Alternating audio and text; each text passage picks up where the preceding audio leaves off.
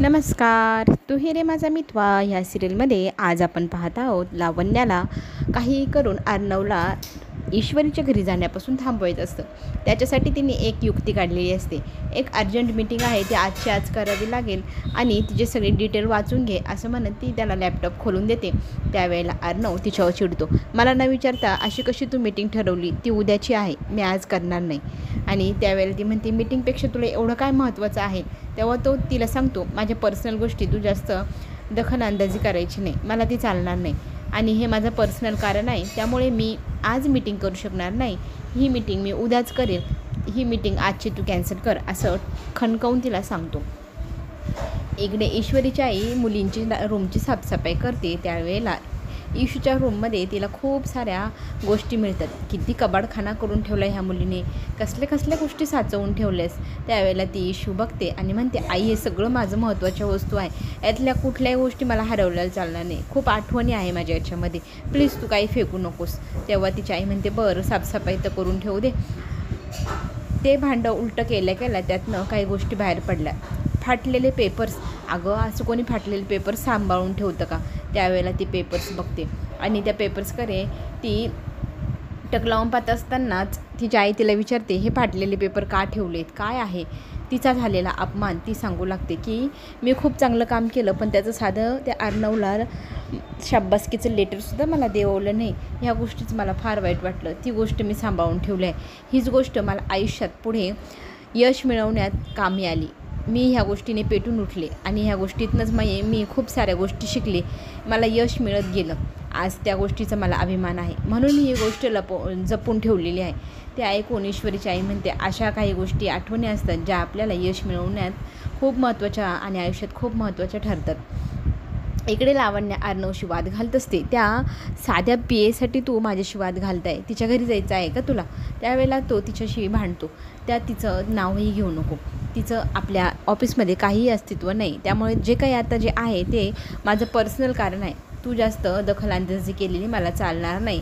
या सगळ्या गोष्टींपासून दूर राहायचं तू, असं तिला खणकावून सांगतो आणि ती रागारागाने पाय आपटत तिकडनं निघून जाते. अर्णव म्हणतो, मी इतका का विचार करते तिच्या घरी? तर आजीने मला जायला सांगितलं आहे, पण मी का जाऊ?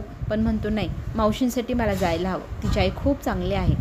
इकडे नेहमीप्रमाणे वाद घालत इशू बसलेली असते की तू छान इडली करतेस की चटणी करतेस की सांबार? तितक्यात नमो म्हणते, नाही आई, तू मला सांबारच बनवले, तेच मला आवडेल.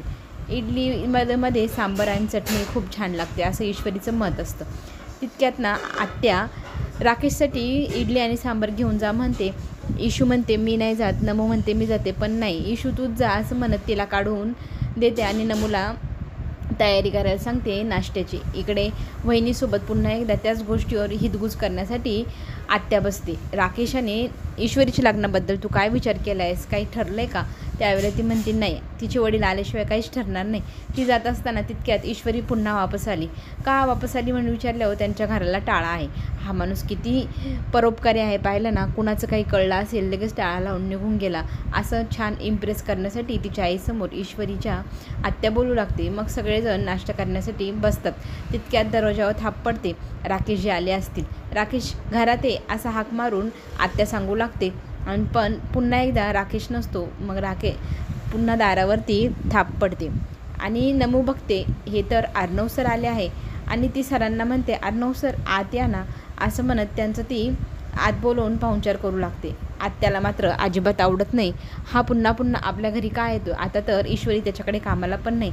हा चांगला माणूस नाही हे तिला जाणवतं. पण ईश्वरीची आई त्याला हट्टाने आत घेऊन येते. आता आल्यानंतर काय आहे विचारू लागते. त्यावेळेला तो सांगतो, माझ्या आजीने तुमच्यासाठी मिठाई पाठवली. ती बोलली की कोणी आपल्याला मिठाई दिली तर आपणही त्यांना वापस करायला हवं काहीतरी. तिने खूप प्रेमाने दिली आहे असं म्हणून ती मिठाई इशूची आई प्रेमाने मग स्वीकारते.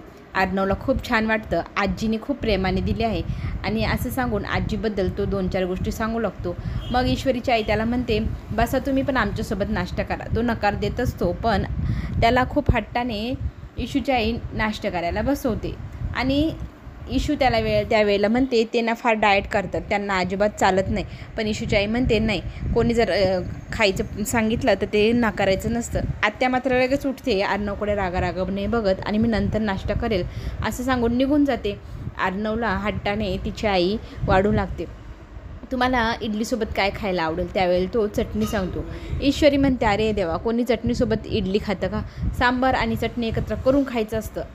त्यावेळेला दोघं तिथेही वाद घालत असतात. मला जसं आवडतं मी तसं खाईन, तुला जसं आवडतं तू तसं खा, ज्याची त्याची चॉईस ना. तू का बरं हट्टाने मला सांगते हेच कर तेच कर? मला नाही करायचं, मला नाही पाहिजे सांबार. पण ती म्हणते नाही, सांबार घ्यावंच लागतं, तर इडलीचा अपमान होतो. अरे इडली आणि सांबारवरती वाद घालण्यासारखं काय असतं? खायची गोष्ट आहे, खाऊन घ्यायची. नमू तर म्हणते अरे बापरे, यांना तर भांडणाला काही ना काही कारणच हवं असतं. त्यावेळेला ईश्वरी त्याच्याशी वाद घालत असते. इशूची आई तिला थांबवते. तुझं ना मला स्वभावच पटत नाही. प्रत्येकाची आवड निवड वेगवेगळी असते. तू तुझी आवड त्याच्यावरती का थोपत आहे? त्याला जर चटणीसोबत खायची आहे तर खाऊ दे ना, तुझं काय हट्ट असतो? असं म्हणत तिला ती भांडणापासून थांबवते. आणि आई तू का गं अर्णव सरांचीच बाजू घेते? तितक्यात अर्णवला त्याच्या आईची लहानपणीची आठवण येते. घेऊ दे ना माझ्या बाजूने, कधीतरी आई उभी राहिली आहे, मला खूप छान वाटते, माझ्या आईसारखं वाटते. इमोशनल होतो तो. आणि मग इशूची आई त्याला पुन्हा म्हणते चला सगळ्यांनी आता पटपट खायला सुरुवात करा, बडबड कमी. त्याच्या ताटात चटणी लावते, इडल्या लावते आणि त्याला ती खायला लावते. खाल्ल्याशिवाय मी जाऊच देणार नाही असंही बोलते. इकडे मात्र लावण्याचा संताप झालेला असतो. तिला नाकारून तो अर्णव त्या ईश्वरीकडे गेला. त्या फडतूस ईश्वरीमध्ये काय आहे? इतके वर्ष मी त्याच्यासोबत आहे, त्याचा स्वभाव मी किती दिवसापासून ओळखते, पण आज तो असं का वागतोय ते ईश्वरीच्या नादाला लागून मला तेच कळत नाही. तितक्यात वल्लवीला काय खुदबुद जाणून घ्यायची होती की अर्णव गेलाय की नाही. फोन करून लावण्याला ती विचारू लागते तू थांबवलंस की नाही? तर ती म्हणते मी खूप प्रयत्न केले, एवढे प्रयत्न करूनही तू थांबलाच नाही, मी काय करू? असं म्हणत तिच्या दोघींमध्ये वाद होतो. इकडे नेहमीप्रमाणे तो जायला निघतो. त्यावेळेला आजीबद्दल खूप गोष्टी ऐकल्या म्हणून ईश्वरीची आई आजीचंही कौतुक करते. मग दोघीजणी बहिणी वाद घालत असतात. आई माझ्यावर जास्त जीव लावते, आई जास्त मलाच प्रेम करते असं म्हणत दोघीही आईसोबत वाद घालतात. त्या तिघींमधली ती केमिस्ट्री पाहून खरं तर अर्णव इमोशनल होऊ लागतो. त्याला त्याच्या आईची आठवण येऊ लागते. आम्ही दोघं बहीण भाऊ आहे, माझ्या आईला असंच करायचो, या दोघीजणी करतायत तसं. असं पाहून खरं तर त्याला खूप छान वाटत असतं. घरी येऊन तो सगळी हकीकत आजीला सांगतो. आजी म्हणते खरं इतकं कौतुक सांगतोय ना तू, तुझ्या तोंडून ऐकून तर आता मलाही वाटतं मीही जावा भेटायला. अर्णव म्हणतो मी पण येईल, पण आजी म्हणते नको तू नको येऊ, तुला तिथे ईश्वरीला भेटावं लागेल ना, आम्ही जाऊन भेटून येऊ.